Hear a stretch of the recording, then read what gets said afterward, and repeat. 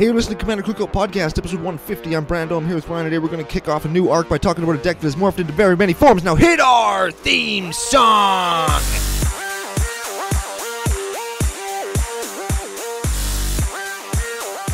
Hey, Ryan. We're back for yet another whirlwind adventure. How you doing? Good. What's going down? Whole ton is going down. We got lots going on the show today. We're going to kick off our new arc, the Arc of EDHNM. We're going to talk about a super rad deck that we found in the wild at said EDHNM. We've got a new giveaway to set up, a couple of people to thank and welcome aboard the CCO Nation bus. But before we do any of that, we got to talk about our generous sponsor and thank them, face-to-facegames.com. They're Canada's biggest Magic store. Very much so. You're very into it today. You are on point, as the kids would say. I'm doing my... I feel like last week we were sick. We were down in the dumpster, and we're going to bring it up this week. Yeah, I think that's a good idea. I still sound sick because the weather is still crappy, but we are here, and we are ready. Now, the intro, you next leveled me, then next level, and then next leveled me again. Oh yeah, there's so many layers to that gag. I like it. It's like an onion or a parfait. A gag, onions, just don't Google that. Any of that. Okay, so what did you mean? We're going to talk about a deck that morphed into another deck. And we said on the pre-show yesterday on YouTube, the budget of the deck is $666, which may lead people to think that it might be like a demon deck. But it's not. It's the opposite. It's the exact opposite. It's an angel deck. Whoa. Whoa. Fear. And it's a morph deck, though? No, its commander is Morphon the Boundless. So it's a 5-color angel deck? Yes. But no, it's not. Morphon Mono White Angels. No, that's just the name. That's just the name of the deck. That's just the name of the deck. There may or may not be angels that are... several colors. Yes, in addition to being white. Yes. Okay, so Arc of EDHNM, that means a whole bunch of stuff. But before that, read the commandy, then we'll talk about everything else. Okay, Morphon the Boundless is a 6/6 shapeshifter for 7, changeling, which means he's every creature type. When he comes into play, you choose a creature type, and spells you play of the chosen type cost Wooburg less, and it affects only colored pips in your mana. So if you have something that costs Wooburg, it costs 0 instead. And if that wasn't enough, it also gives creatures of the chosen type +1/+1. So in this deck, you would choose angels. Yes. And all your angels cost less and get buffed. Yes. And if you have Morphon out, unless I missed a card, that would actually technically make the deck mono white. Because you only have to pay white to play any of the other cards. It's pretty good. Sure. It's pretty fun. Yeah. Actually, because none of the cards have more than one colored pip in them, unless the colored pip is a white pip. And I think there's only one land that actually makes not white mana. Oh, that's so excellent. Like this, our man here put in the effort and the time to make sure that this is a cool deck. This is a cool deck. It's very spicy when we get to the spice calculator. But before we get to that, we've got some business. I want to start off with EDHNM. EDHNM. Tell everybody at home in CCO Nation what EDHNM is. EDHNM is our version of Friday Night Magic, or FNM, as I think they still call it. Yeah, it is still called FNM, and we call it EDHNM. Because that's what we do on that night of Magic, is we play EDH, and we always dominate the drafters that are there. So what happened? The short version of the story is we went to our local game store, Collector's Lane, helmed by Aaron. Took very good care of us, and he said, hey, I was thinking about having an event. Do you think people would come?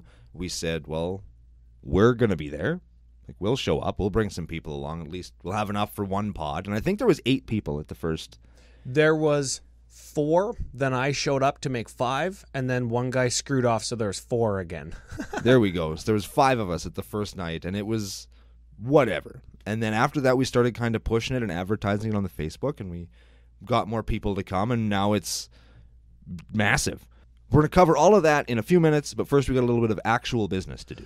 Some new patrons. Excellent. Yes, if you are in a position to help the show grow, you can head over to patreon.com/CCOPodcast. First returning. Ooh.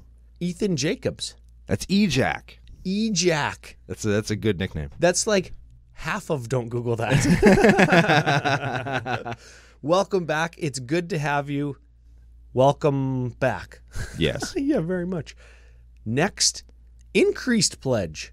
You can do that too, and that'll get you a nickname if you're bumping up to the nickname category. Matthew Hopkins.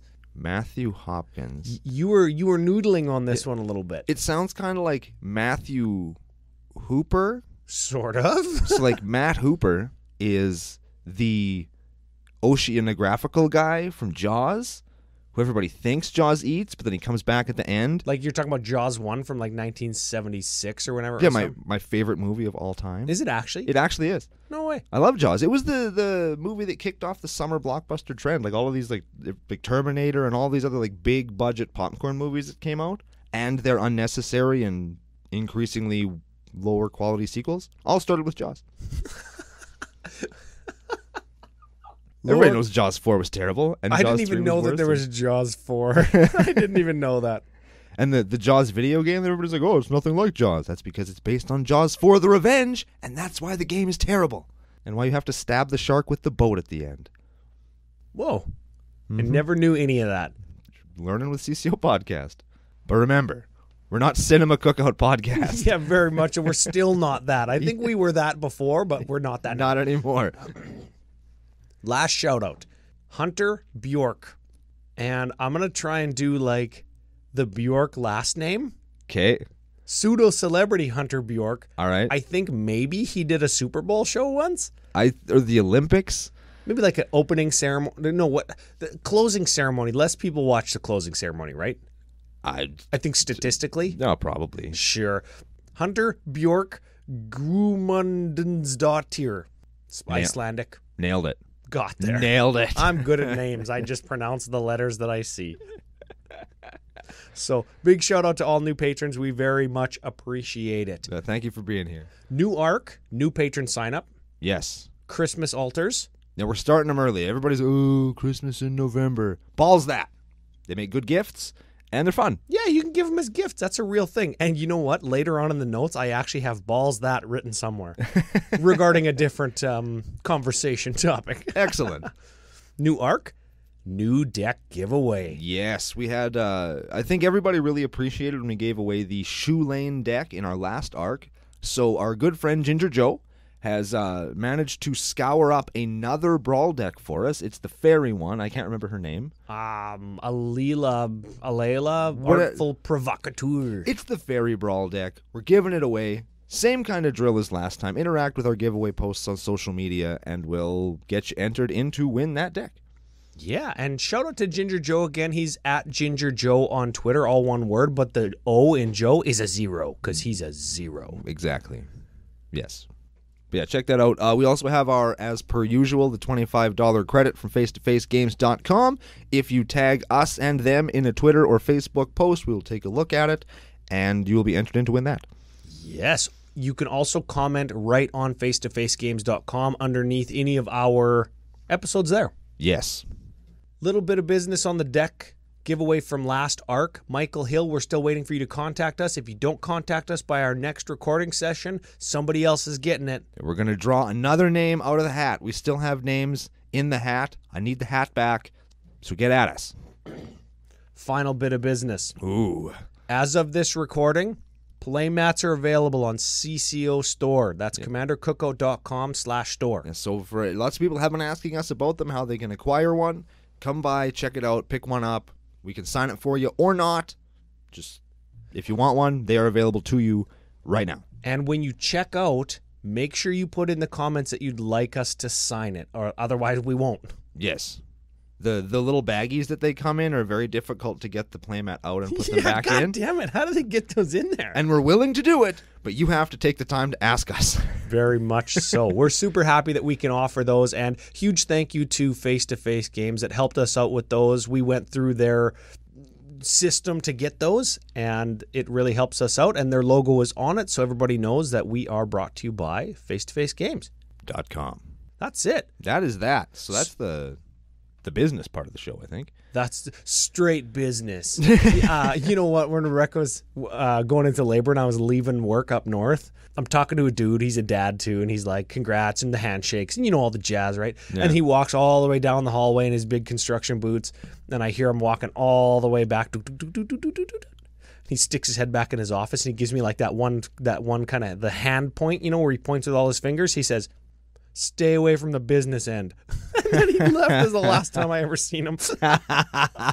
Those are great last words, actually. Oh, yeah. Like, if you're going to go out on something like that, because that's awesome. Go out on the business end. Yeah, no, don't go out on the business end. That's the point, man. Yeah. Have you stayed away from the business end? Have you been shotgun shit on yet? You have. Sort of. He was referring to the business end of the baby, but also the business end of like labor. Oh, I know what he meant. Okay, yeah, double meaning, kind of like your intro. Yeah, that's why I said shotgun shit on, Ryan. Like, I know how babies work. I just don't have one. I've seen them on TV. So you were talking about the EDHNM story. Yes. We went to Aaron. We said we thought it'd be a good idea. He says, "Okay, yeah, cool." We had our first EDH night. There was 4 or 5 people. Then what happened? Well, then I went to Facebook, and you did too. Yep. And we started kind of advertising it a little bit more. We started like, hey, like, come play with us. It's fun. We should mention here that for communication purposes, we're going to lean on that a lot this arc. Communication purposes, we have a Magic the Gathering group that is specific to our local community. Yeah, people that play Magic in our city. There might be people from outside of the city, too. There definitely is. There's lots of people in the group, and we just started saying, hey, guys, like, if you want to play Commander, you come on down. It doesn't charge anything. It's free. Just come down. We always have fun. There's no cutthroat crap. There's nothing going on. There's nothing on the line except for a good time, so come play. Yeah, lesson 1, I think, is just put it out there, because people want to play, and they want to play in a setting that isn't like going to play at somebody's house they don't know or having to find a new play group, right? They want to just go to an LGS and just play Magic because that's what you do there. Yeah, like we've talked lots on the show about how like we have a play group that's very established, and it can be intimidating to go into an established play group with an established power level where it's hard because like what do you bring? Like, do you come in and just be that scumbag that has... Well, yeah, and if you do come in, you take the step of coming in, like you get invited or whatever, and you come in and then you do the wrong thing. You just get ranched on because you're like, oh, I'm just going to play whatever, and then everybody just stomps you into the dirt. Yeah, like you're going to play Urza, stupid Mason. Or the opposite is you come in and you play Urza. I meant you come in and you play Lord of Tressorhorn and you're like, oh, this isn't fun because all these guys play CEDH. Yeah. Or you come in and you have like a really competitive, highly tuned deck and you ranch everybody and they never invite you back and people are scared that that's going to happen. Yeah. Whereas that has, like, here, I mean, we have people that play at the high end, and we're going to talk about some of those decks later in the arc. We have people that play, like, I don't want to say at the low end, but they play much more casually. We're going to talk about some of those, too. So we have a great gradient of competitiveness levels in the decks, and everybody knows that, and everybody kind of knows who plays what, and they show up, and they play, and it's a great time. And it's been growing and growing over every week that we've done it. Yeah, almost every single week, and we have to, again, I'm just going to reiterate throughout the arc, we have to be communicators in this whole endeavor from the very start of let's get together and play Commander, whether that be us talking face-to-face or on message boards, Facebook, Twitter, however you communicate. Like, I don't know, maybe your LGS has like a forum from 1998. Do those still exist? I don't know. MTG Salvation still exists. Does it? Yeah, technically. I didn't even know that.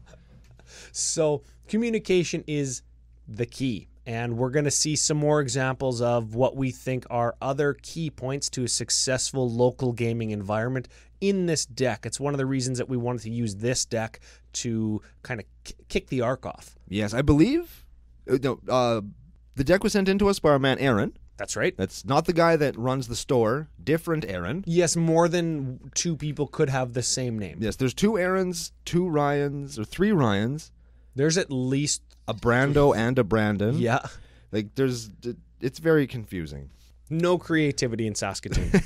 And I believe Aaron was at the very first night. Yep. He showed up and he had Angel Tribal. And then the next week he showed up, he had Angel Tribal, but it was different. He had added a color. He added, let's just say blue. And then the next week he came back and he still had Angel Tribal, but it was white and green. And he just, every week he brought in like the same deck, but it was different. It was a different color because he has one of every Angel ever printed. I think that we've told the story. I know we've for sure told the collecting every Angel story, and I think we've talked about Angel Tribal on the cast before. I know we've talked about your girlfriend's Angel deck like years ago on this is not your girlfriend's Angel deck. This deck costs $666 and is 5 color. But it's a cool deck, and he just kept bringing it. And like sometimes it was good, sometimes it wasn't so good, but it was always of about the same power level, and it was always fun to play against. He never got blown out, to my recollection. At least any games I played with him, he never got totally blown out. Oh, yeah, I've lost to this deck when it was like 2 colors or 3 colors. Yeah, it's a good deck, so that's fun. So before we get into the deck proper, though, I thought it was interesting how Aaron has the deck broken down. Link will be in the show notes on wherever you get the show, YouTube or otherwise. The link will be there, and he's got it broken down into like creatures that buff, and then creatures that give you life, creatures that give you like disruption creatures, right? And then artifacts that give you mana, artifacts that are utility. And I think that's a good way to highlight how the card might give you an advantage that isn't just make extra mana, draw cards, instant speed versions of sorceries, right? And that's conducive to teaching new players the value of certain types of effects in Commander. It also helps out dunces like us, because when we look at the list and we say, why the hell is he playing this card? We can't say that because it's in a little category that explains to us why he's playing the card. That's right. And both of those things that we just said are kind of the second point that I want to highlight. When we asked all of the people in our local LGS group, and when we theorized it ourselves, we really thought that the EDHNM experience to us was about bringing new players in. And how many months have we been at this now? 4 or 5 maybe? How do you think? Has it been that long? I think it's been about, let's say 4. Sure, 4 months. Yeah, sure. It was like before Modern Horizons came out, right? Yeah. So it was at least back in the summer. And I'm still talking to players every week who say, oh, I usually only ever play Standard. I talked to a guy last night. He was asking me the difference between what I was playing, like the Pramicon Persistent Petitioners tribal jank garbage stack of like used napkins. And he said, what specifically makes a deck a CEDH deck? Competitive Commander deck. Because he knew just from the Commander community that there was a stigma. And he said he would like to try that because he likes competitive games, but he also doesn't want to be that guy. And the way that this deck is broken down can explain that to players. Yeah, like if you break it down this way and you want to look at a CDH deck, your artifacts that give you mana are going to be significantly higher. Yes. And your mana curve is going to be significantly lower. Very much so. And you're going to have a little section that probably says combo pieces on it, and there's going to be 2 or 3 things in it. Yeah. Yeah. And then the disruption category is and then going to have like 20 cards in it. And then counter spells and interaction are going to be huge as well. Now, the only other thing I want to touch on before we kind of get to the deck is the word competitive or the phrase CEDH. Just a reminder, we're not against CEDH because I know I'm personally going to get attacked online for that, which is fine. Come at me, bro. Don't care. What I sometimes like to think about a competitive game as is we communicate, we all play decks and are of the same experience and skill level that we are all equally matched. If we're all playing Pramicon Petitioners .tribal deck, if we're all playing something equally jank, it's going to be a competitive game because nobody's going to be outmatched. Because nobody's going to Flash Hulk you on turn 2. Exactly. If we are playing Urza, Flash Hulk, Animar, and name your other, Thrasios and Tymna, whatever, if we're all doing that, that's competitive. If we're all playing Pramicon Tribal, that can also be competitive because our decks are equally matched. The difference is the power level of any individual card is lower. Yeah. So when I say competitive, I'm referring to the level of wanting to win, I guess, versus the level of card power. It's not CEDH or CDH players that we take umbrage with. It's the people that go in and try and snake games from you because all they want to do is win, and they want to make it easier for them to win. Yes. Like, no, I'm not. It's fine. I just built it in the car on the way over here. Just don't worry about it. Man, I sense lots of I built it in the car on the way over here memes this arc. I hope so. Oh, I can't believe that was a thing that happened. Yeah, I can't believe that guy same guy got his Gitrog non-cyclonic rift overloaded, and then I killed him. Anyways, let's talk about a deck. Let's talk about this deck. Now, we can't really do it the way we normally do it and just, like, go creatures alphabetically because they've been helpfully broken up by our man Aaron, so we're going to just go in the order that he has them set up. The very first section is not a creature. It is a planeswalker. It is Sarah the Benevolent. I think you got to have Sarah in an Angel deck, right? You just have to. For flavor, you got to have her there. Planeswalker Sarah, 4 loyalty for 4 mana, white 2. +2, creatures you control get +1/+1 and get flying until end of turn, so that's like an Angel ability. Creatures with flying get +1/+1. If you have some pleb on the ground, he ain't getting shit. Oh, yeah, not an Angel, don't care about you. Yeah, not an Angel, Thanks, not Sarah. an issue. Yeah. That's segregation. That is segregation. What else does she do, Ryan? -3, create a 4/4 Sarah Angel. It's a 4/4 flyer vigilance. Oh. Baby. -6, you get an emblem with, if you take damage, you whatever. It doesn't matter. It's worship for anybody who knows. If you control a creature and you would die from being damaged to death, your life just stays at 1. Yeah. That's what that is. Moving on, we have the creature buff section. So these are creatures that will buff your other creatures. They're going to buff the stuff. Nice. We have first an Angelic Skirmisher. At combat, you choose an ability, and all your creatures gain that ability. First strike, vigilance, lifelink. Sure. And then they get them. So that can do all kinds of cool stuff. Next up, we have Archangel of Thune. Whenever you gain life, put a +1 counter on each creature you control. Oh, baby. That Archangel of Thune is a beating. And she got lifelink. Yeah, so she enables herself. She's got that sword cocked back, and it's just like on fire. She's just gonna clobber somebody with it. She's not even gonna hit him with the blade. She's gonna like turn it flat, like she's squashing a piece of like garlic or something. Like she's a 2x4. Yeah, she's just gonna club somebody with that. And the last creature in this section is Lyra Dawnbringer. Other angels you control get +1 and lifelink. She's got flying, first strike, and lifelink. And she's a 5/5 for 5. Yeah, that doesn't hurt either. Yeah, so flying first strikers with lifelink. That, yeah. All of those creatures are going to make your other creatures better.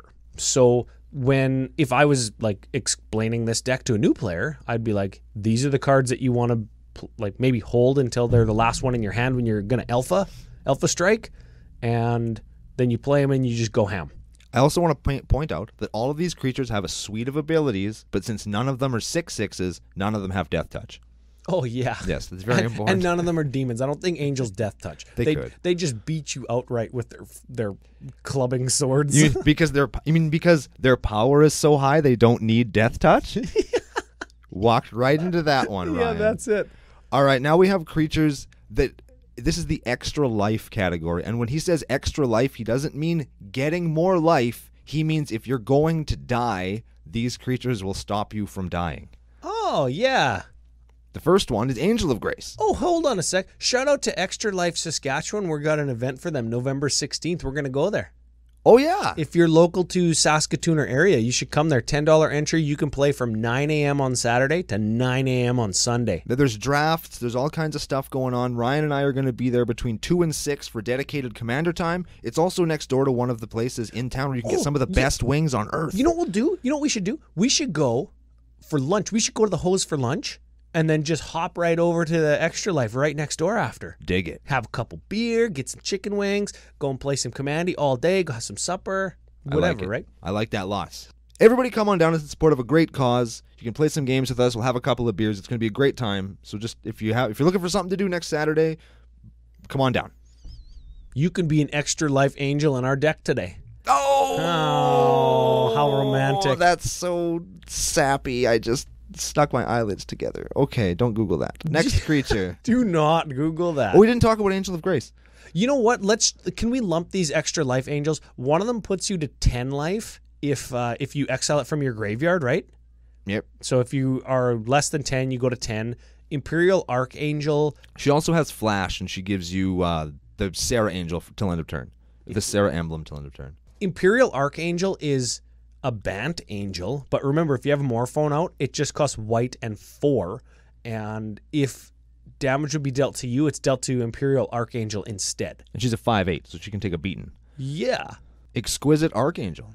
If you would lose the game, you can exile it and you go to your starting life total. Wow. Yeah, and here's the other thing, too. If you've got things that trigger on life gain, if you're going to lose the game and then you go to your starting life total, you are probably gaining like 40 life. Yes. Just by the by. All right, here's some actual life gain creatures. We have Angel of Vitality. That gains you life? +1. If you would gain life, you gain that much life +1 instead. And she gets bigger if you have more than 25 life. Ooh, okay. So like she's just bigger. Yeah, she's a 4/4 for 3 with flying that helps you gain extra life. Sure. How about Bishop of Wings? Not an angel. What? But whenever an angel enters the battlefield, gain 4 life. And whenever an angel dies, you get a 1/1 spirit creature token. That also flies. Yes. So it'll get buffed off your other flying things. Correct. Okay. Resplendent Angel. If you gain 5 or more life this turn, put a 4/4 onto the battlefield, and until end of turn, Resplendent Angel gets +2/+2 and gains lifelink. You can pay 6 to make her big so that she enables her own ability. Yeah. That's pretty good. I guess you have to pay 6 for it, but it's not terrible. How about Shattered Angel? Landfall, gain 3 life, right? From New Phyrexia. Whenever it's like Oppo Landfall, when I get a land, you get 3 life. Oh, yeah, okay. So Oppo Landfall. Yeah, so if you're playing against my Omnath deck, it's going to be hard for me to beat you the way that I like to beat you. Yeah, because your Landfall get an elemental to 3 me just is negated by your Landfall, I gain 3 life. Yes. Tech for our EDHNM. That's probably why that's in there. He's like, ooh, Brando's here. He's playing Omnath. Better sideboard in my Shattered Angel. He's playing Omnath in 4 different decks. I better see our video from the car, number 20. Yes, we talk about that. Next up, we have the angels that get in the way of what your opponents are doing in the disruption category. There's 12 creatures in here, starting with Admonition Angel. That exiles stuff on landfall. We have an Angel of Jubilation. Players can't pay life or sacrifice stuff. Ooh. That second bit there with they can't sacrifice shit, hey? It also gives you a buff to all your creatures that are not black. Which is none of them. Exactly. Well, there's a couple of them, I think. Yeah, whatever. It's fine. But it's fine. How about Angelic Arbiter? Each opponent who casts a spell can't attack, and anybody who attacked can't cast spells. Ooh. Yeah, this is like Angel Stacks coming along here. We have Avacyn Angel of Hope. Oh, this is Big Daddy Angel. All your shit's indestructible. She's flying vigilance. 8/8 for 8. Wow. Oh, baby. I like how she says she has indestructible and then other permanents you control have indestructible. She couldn't just say all permanents you control are indestructible. Why don't they do that? Yeah, I don't know. It's just a weird wording on there because I think that some people look at that and say, oh, she's not indestructible. And you say RTFC. And then somebody slaps you for saying RTFC. Yeah, I'm sure that there's a reason for it. Let us know in the comments. Yeah, if you know it. That sounds like a good YouTube comment. Yes. Yes, leave it down in the thing below while we talk about Deathless Angel. She just becomes white target creature becomes indestructible. That's like white counter target removal spell. We have a Gisela the Broken Blade. Flying first strike lifelink. Why is she in the disruption category? Because you combine her with like with Brizella? With not Gisela, you Gisela. combine them and then they become Brizella, like the melded. Bruna, that's who you combine her with. But there is no Bruna in the deck, I don't think. Is there? Oh no, there she is. She's here too. Go to her right now. Bruna the Fading Light. Oh, she's the reanimation one. You get an angel back from your graveyard to the battlefield. She costs 7, and you combine them to, like Bruna and Gisela, you combine them to make that huge 975 thing. It's fucking crazy Eldrazi thing. It's crazy. Guardian of the Gateless. So many of these cards, I have no idea what they do. That's awesome, right? Yeah. Guardian of the Gateless can block any number of creatures. That should go in my Primacon deck. That's not a petitioner. When it blocks, it gets +1 until end of turn for each creature it's blocking. +1/+1, so it like gets bigger and bigger and bigger, and you can start nuking their stupid attacking creatures. I like that. For 5 mana, it's a 3/3 flyer. That's a good one. Yeah, and it'll block goblins forever. All of them. Yes. And live. It's crazy. Linvala, Keeper of Silence. That shuts off activated abilities. Sephara, Sky's Blade. That's got an alternate casting cost. It's fine, whatever, but it's flying lifelink. Other creatures you control with flying have indestructible. She's a 7/7 for fucking 1 with her alternate casting cost. Like, she's really good. Chalet, Voice of Plenty? We're going to call it Chalet now. Chalet. Chalet? Chalet? There you go. Flying, planeswalkers you control, and other creatures have hexproof. Ooh, and you can pay 6 to put a counter on each creature you control. But you can't do that in this deck because he doesn't play enough things that make green mana. Sure. Sigarda, Host of Herons. It's a bird. Sigarda, Host of Harems. There you go. Don't Google that? Nah, you can Google that. It's fine. Spells and abilities your opponent's control can't cause you to sacrifice permanents, and it's flying hexproof 5/5. Stoic Angel. I didn't even know people played this card.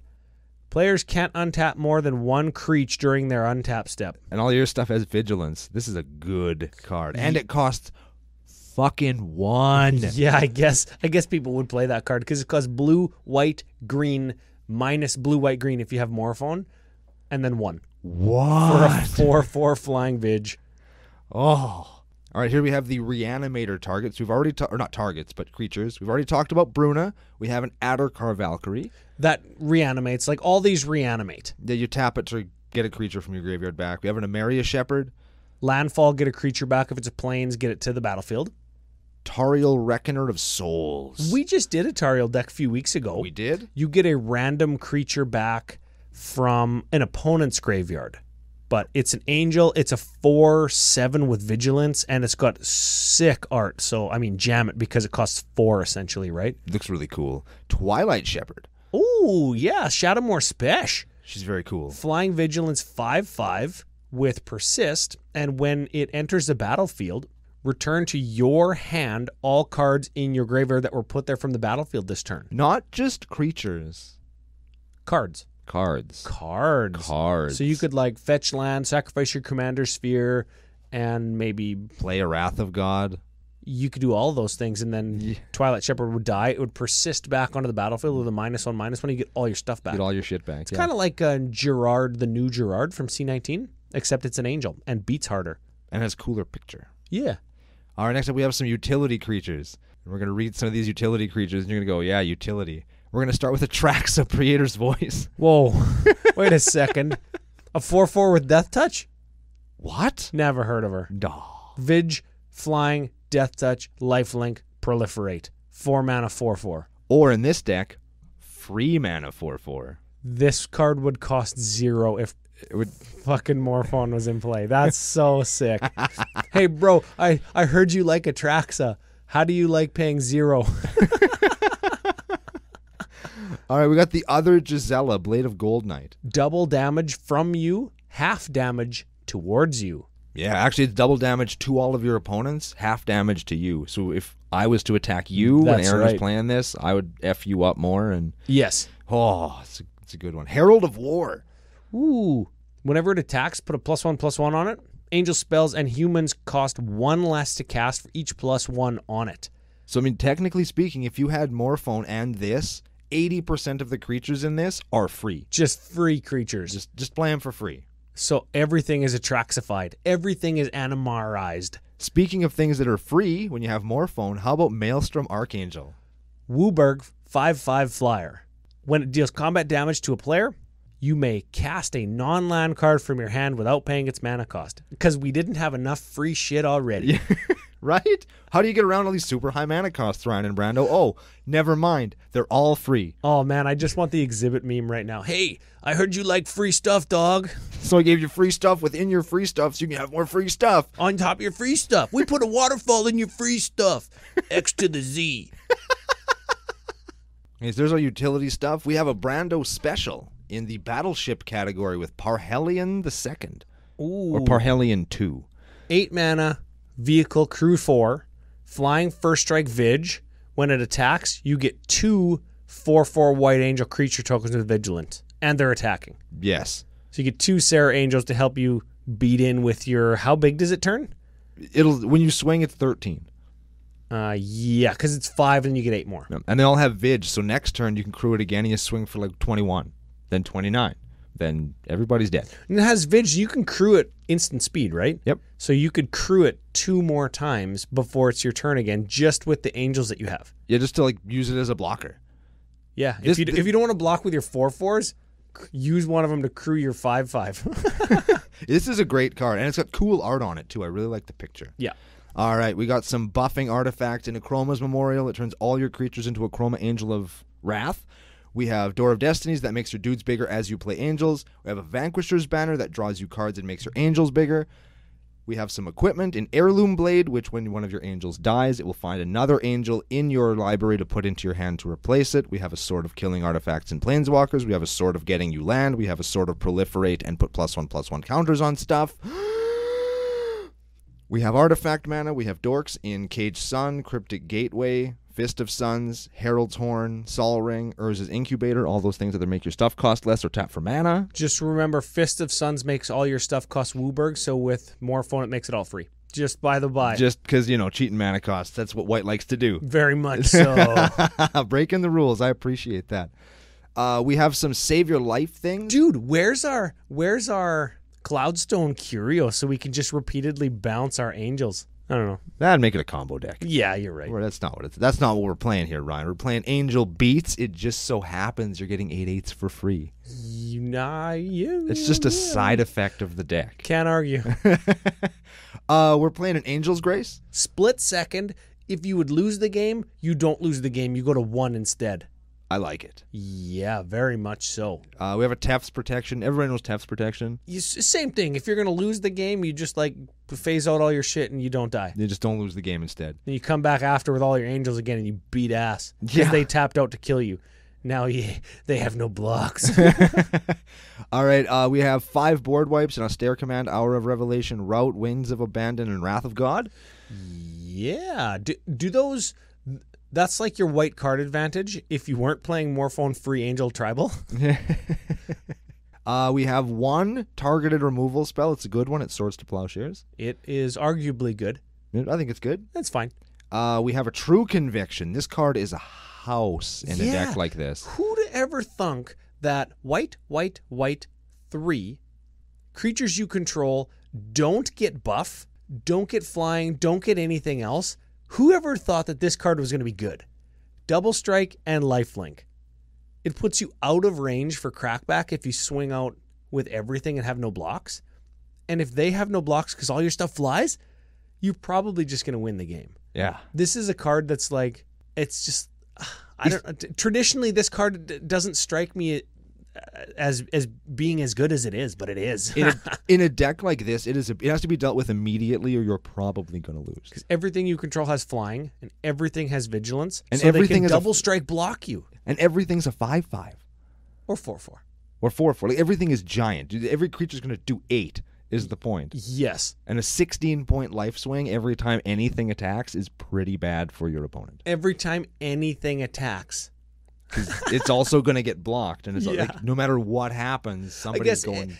Every time anybody attacks you, or when you attack. But 16-point life swing just for swinging with my Sarah Angel. It's pretty good. That I could make repeatedly off my Sarah Planeswalker or my Parhelion. Yeah. Yeah. Ooh. Okay, that's a win con. That's like your overrun effect in this deck, right? That's a good one. I like that lots. We have an Authority of the Consuls. Enchantment creatures come into play tapped that you don't control, and whenever a creature enters the battlefield under an opponent's control, we gain a life. It's cool. That's kind of a marginal effect. I don't know if it only costs 1, and most of this deck costs significantly more than 1. Yeah. So it is something that'll kind of bog down the early game. It's a dead card when you draw it on turn 8, but if you have it in your opening hand, it's real good. Did we touch on?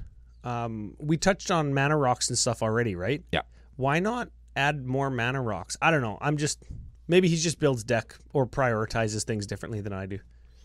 We also have a Darksteel Mutation. That turns him into a bug. A 0/1 or a 1/1? A 0/1 indestructible bug that loses all of its abilities, card types, and creature types. But it gains indestructible. Yeah. So they have an indestructible, not flying blocker that can't do shit about your 10/10 double strike lifelink vigilance creatures. Super cool card because they can't even destroy it themselves or block with it to kill it because it's indestructible. And you have creatures that make it so that they can't sacrifice it to get rid of it too. You have to exile it or you have to path your own guy. Yeah. Or sacrifice it if that's available to you. Yes.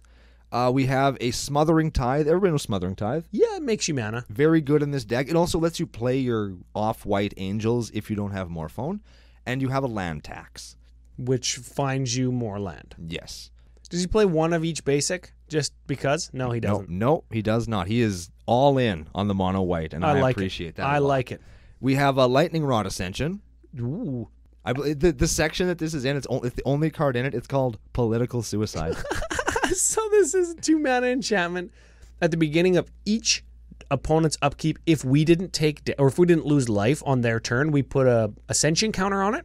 When it's got 4 or more Ascension counters, you could pay 2 to put a 4/4 white flying angel with Vig onto the battlefield. This is why Authority of the Consuls is in there. You go turn 1 Authority. Let's say you go first. You go turn 1 Authority of the Consuls. All their shit comes into play tapped. Then you play Luminarch Ascension. It's going to make it way harder for them to hit you. And in one turn, you're going to be pumping out 4/4 angels. Yeah, very much. And you know what? Luminarch on turn 2 almost all the time gets active before your turn 4. You'll usually get 1 angel out of it, and then somebody will kill it. Yeah, because somebody will... that disenchant that they're going to be holding up for your Zendikar Resurgent or your Mirari's Wake or something gets wasted on a shitty 2-mana Luminarch Ascension because that's actually going to kill you. Yeah. All right, we got some protection enchantments. We have an Angelic Renewal. Whenever a creature is put into your graveyard from the battlefield, you may sacrifice Angelic Renewal. If you do, return it to the battlefield. It's pretty good. Yeah, for 2 mana, it's kind of like a regenerate, but you get an extra ETB trigger off that because it dies then comes back. So if your Gisela died, or whichever was the reanimate one. Bruna, the Fading Light. If your Bruna dies, you can let her hit the graveyard and you sacrifice this and you get it back and you get something else back. Yeah. We got Reconnaissance. Pay 2, remove target attacking creature from the game. It's essentially Maze of Ith, but enchantment form for just white. And it's creatures you control. Oh, yeah. Yeah, it's an underrated card, and it's becoming expensive. So if you see one for a good price, pick them up now. I think that it's rated at this point. You think? Yeah, 100%. It's rated, and it is expensive. It's a cool card. Yeah. We have Shielded by Faith is the last one. This is enchanted creatures indestructible for 3 mana. Whenever a creature enters the battlefield under your control, you can move Shielded by Faith to that creature. I like stuff like that. It's like Prison Term, but instead of it wrecking your opponent's creatures, it makes one of yours really good. Oppo Term. Yes. Yeah, sounds like a Terminator movie. Probably is the next one. Yeah. Yikes. So that's the deck. Lands of note. No real way to produce colored mana other than white. The only colored source that he has that isn't white is the Cavern of Souls. Because you name angels and you can add one of any color for angels. Yeah. Yeah, okay. Blast Zone to take care of little things or whatever, right? Opal Palace can give you one of any color of your commander's identity. And there we go, yeah. Path of Ancestry is the same. Is there a command tower? There is not a command tower. Oh, my man. Yeah, he doesn't mess around, dude. There's a Hall of Heliod's Generosity to get some of your enchantments back. There's a couple of cool utility lands, but nothing super duper insane, I don't think. I want to go back to what we were talking about closer to the top of the episode. Communication. Sit down, let everybody know what's up. Casual game. This deck feels very top-endy, very EDH-y if we're moving into strengths and weaknesses. It's slow, but it's great for players who don't have tuned decks. People who are new to Commander or new to Magic in general, and let's say they have a fixed up a little bit precon. Let's sit down. I'm playing Morphone, Angel Tribal. It's going to look like all the flashy bells and whistles. It's going to look like Christmas Town to a new Commander player, right? Yeah. Because Angel Tribal, Morphon, this is exactly what I thought Commander was going to be like. If this was a Commander precon, people would buy it. I think you're right. I think if this was if somebody saw this on a shelf at their LGS or any other store and they looked at the deck list for it, they'd be like, I'll totally buy that. Yeah. So it's great against new players. Great power level for the middle to late game where you want all your commander experience to happen, right? Like if you're not playing competitive, the decisions that you make, if you're not playing CEDH competitive, the decisions that you make at the start of the game are to benefit you later on in the game. They're not your turn 1-2 plays in like EDHNM Commander aren't necessarily going to be what decides the game for you like they are in like a hyper-tuned competitive meta. So this is a great deck because you're playing your mana rocks and your land taxes to build up to your EDH plays. And it feels cool because every card you make during that mid to late game, all of them are cool. Yeah. Cool cards include ones that you play and everybody goes, oh, what's that do? And everybody like reads and it's like, oh man, this thing does so many things. Like Maelstrom Angel, right? Like it's, yeah, you don't see it very often. So when you do, it's like, wow, that's crazy. And you played it for free. You played it for free. I've got a little bit more of a CCO strength. Ooh. If we want to move into the, spice calculator. Spice calculator. But before we do, different than the standard Morphone list. Absolutely it is. Usually when you see Morphone, you're thinking, what, Eldrazi or probably Slivers? Slivers because mostly they only have colored pips, right? I know a friend of the show, FU Max Crandell, has a Morphone humans list that he's working on. What a dirtbag. Yeah, right? And essentially, anybody that's playing Morphone is trying to capitalize on creatures that only have colored pips, no colorless pips. That's why they play the colored Eldrazi spells. Or they just want a Eldrazi commander because Morphone is an Eldrazi and he buffs all your other Eldrazi. Yeah. So this is different than that because it's angels and it's mono white. It's not 5-color. Yeah, which is effing cool. There's no backup plan. Like you could hypothetically just have a hand that doesn't do anything because you don't have Morphone. Yeah, that's right. More often than not, I think you just play your white producing lands and your white deck with your mana rocks and your land tax, and you just kind of curve into angels. I think that's how it works. Yeah. But you could draw the ramp half of your deck and Morphone on like turn 4 or 5, and then just free angel, just start beating wholesale ass. We haven't beat wholesale ass in a good long while. And here we are. See? We're back to form. Back to form. Before we do Spice Calculator, should we do Card of the Week? What do you got this time? You like the deck. You picked it. What do you think? First of all, shout out to Morphon just because he's a new commander. He's got a bunch of decks built with him already, and he is actually boundless because you can do anything with him, right? I think Card of the Week this week is going to be Angelic Renewal. Angelic Renewal. This is a Weatherlight special back in the day, 1996 or 7? 1997. There it is. It's if any creature would be put into your grave, or if any creatures are put into your graveyard from play, you can sack it and put one of those creatures back into play. That's old wording. If something dies, you can sack it to put the creature back into play. You know what? Looking at the Oracle text, whenever a creature is put into your graveyard from the battlefield, why doesn't it just say die? Who knows? So it's a triggered ability, but you may. Yes.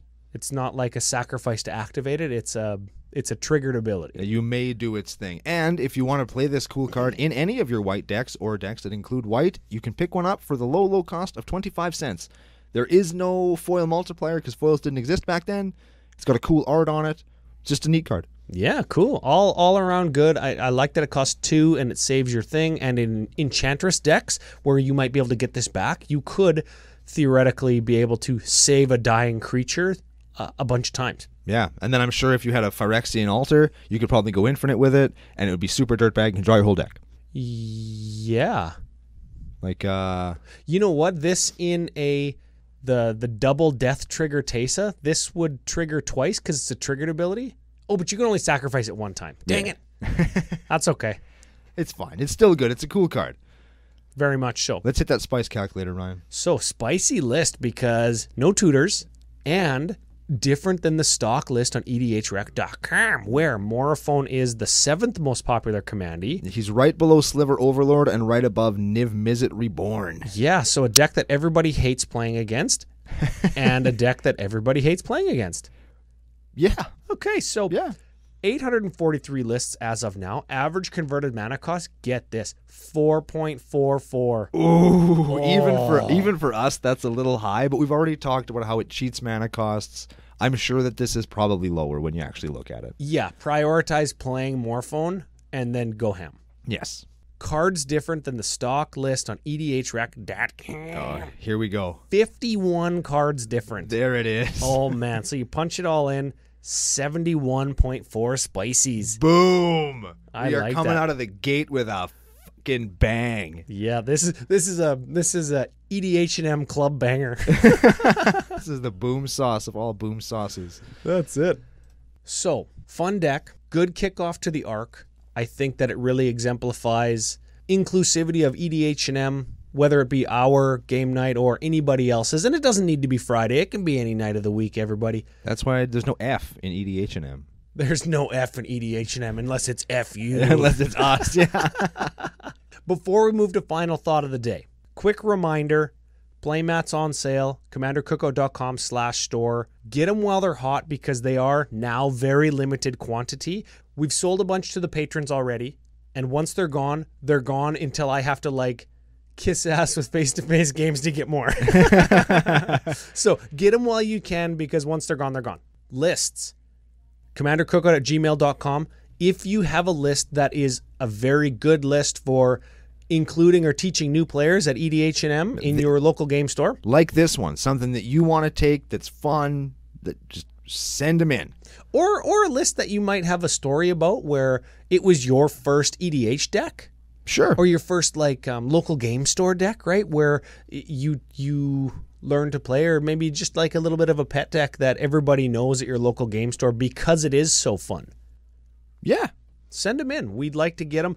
commandercookout@gmail.com. Make sure they're in a deck aggregation site like Tapped Out, Deck Stats, Archidect, whatever. And don't let the fact that we have some already picked out discourage you. For our bonus episode this arc, we're going to do something a little different, and we're going to need lots of deck lists. So send them in to us, please. Please do.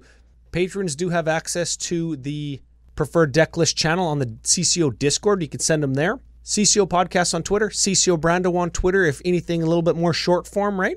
Yep. And then, of course, any comments on any of the deck giveaway stuff.